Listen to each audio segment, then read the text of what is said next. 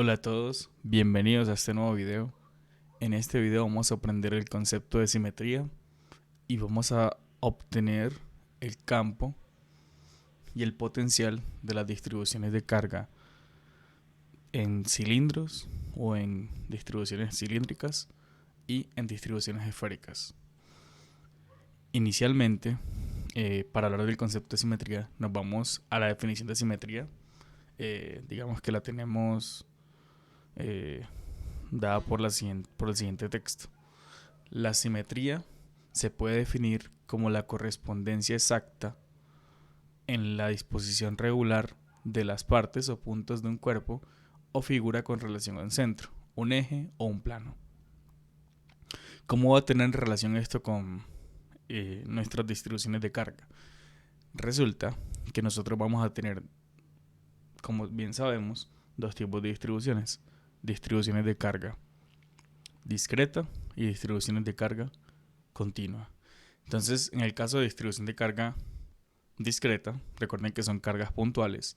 Entonces, tal como podemos evidenciar en las siguientes dos distribuciones, podemos analizar la existencia o no de la simetría dada su posición. Entonces, en el primer caso, el caso 1, para poder referenciarlos, el caso 1 tenemos una carga positiva, que es la carga roja, la cual nos provee en el punto P un campo eléctrico saliente.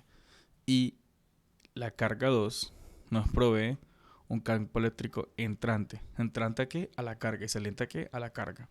Entonces resulta que tenemos cargas discretas con la misma magnitud, o sea, con la misma cantidad de carga, pero de distinto signo. ¿Qué sucede?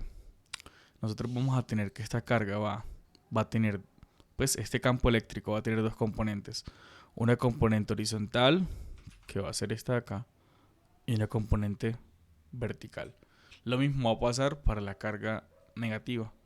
Componente horizontal, una componente vertical. ¿Qué sucede y dónde aplicamos el concepto de simetría? Resulta que nosotros antes de calcular, antes de calcular, podemos asumir que esta distribución tiene simetría vertical. ¿Por qué tiene simetría vertical? Porque recuerden, como ambos vectores de campo eléctrico, en el caso 1, van de forma diagonal, pero van en forma contraria, o sea, uno va hacia arriba, otro va hacia abajo, sí o sí van a tener una componente vertical, la cual, ¿qué va a pasar? Se va a cancelar. O sea, de este campo, al sumarlo con este campo, va a haber una componente que va a ir hacia acá, que va a ser exactamente la misma que va hacia abajo. Entonces, ¿eso qué implica? Que el campo eléctrico resultante no va a tener, pues no va a tener componente vertical y únicamente solo va a tener componente en X. Ahora, en el segundo caso tenemos cuatro cargas, tal como podemos ver en la figura. Entonces tenemos cargas positivas, cargas negativas, dispuestas de cierta forma. ¿Qué sucede? Podemos evidenciar que el campo eléctrico neto, no estoy hablando del campo eléctrico de cada una, no. La carga 1 ejerce un campo eléctrico, la carga 2 ejerce otro campo eléctrico, la 3 otro campo eléctrico, la 4 otro campo eléctrico. Pero al estar dispuestas de esta forma, o sea, en un cuadrado, que es una figura que sabemos que de cierta forma es equidistante al centro, tal como puede presentarse en una circunferencia, ¿qué va a pasar? El campo eléctrico neto va a ser cero. O sea, no hay campo.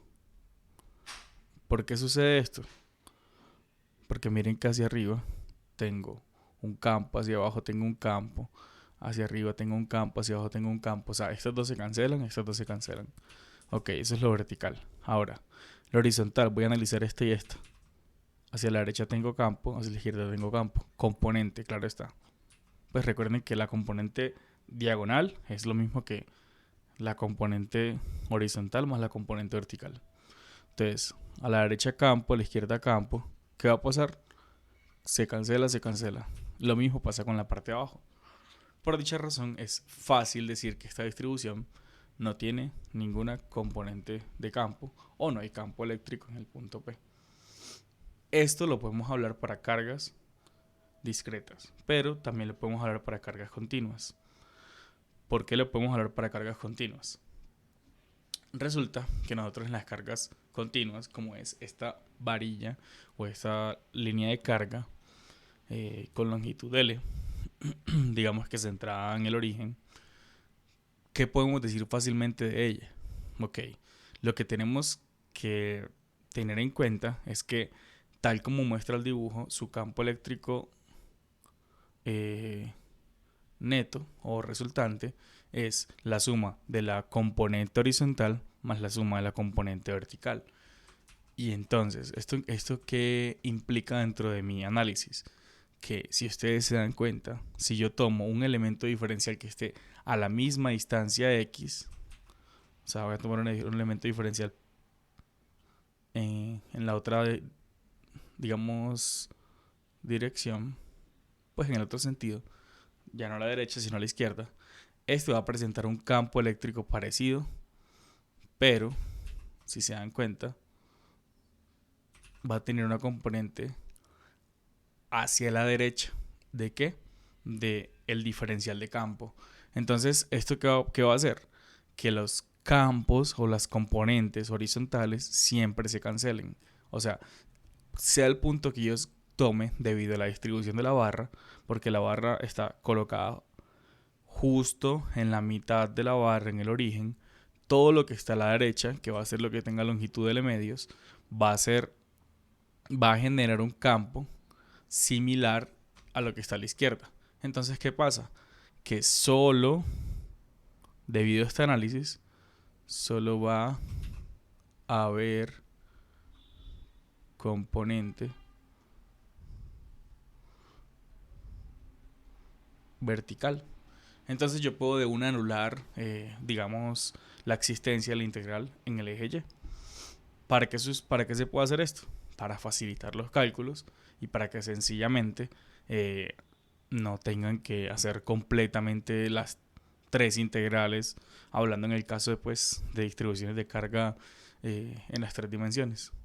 O dos integrales, o bueno, al fin y al cabo, el caso sencillo, una sola integral. Esto se hace con el fin de simplificar. ¿Cuándo se puede saber esto? Hay que tener en cuenta que esto se puede saber cuando se tienen distribuciones de carga uniforme. Solo cuando se tienen distribuciones de carga uniforme. Si las distribuciones de carga no son uniformes, o sea, rho o lambda o sigma son constantes, si no se cumple eso, no se puede hablar de simetría. ¿Por qué? Porque la carga, al estar distribuida uniformemente, voy a tener lo mismo hacia un lado de carga que lo mismo hacia el otro de carga. ¿Por qué lo digo? Porque puede ser que la densidad de carga, digamos, no sea constante. La densidad de carga sea, no sé, K veces R o K veces X. ¿Qué quiere decir eso? Que a medida de que yo me alejo del centro, pues voy teniendo mayor carga, porque la distribución de carga es proporcional a la distancia respecto a un punto. Entonces, el punto es, todo esto se puede, digamos, canalizar con distribuciones uniformes de carga. Y eso sería todo de este video. Próximamente, en el siguiente video, vamos a analizar cómo son las distribuciones de cargas en distribuciones cilíndricas y en distribuciones esféricas. Muchas gracias, no olvides suscribirte, dar like y compartir con compañeros.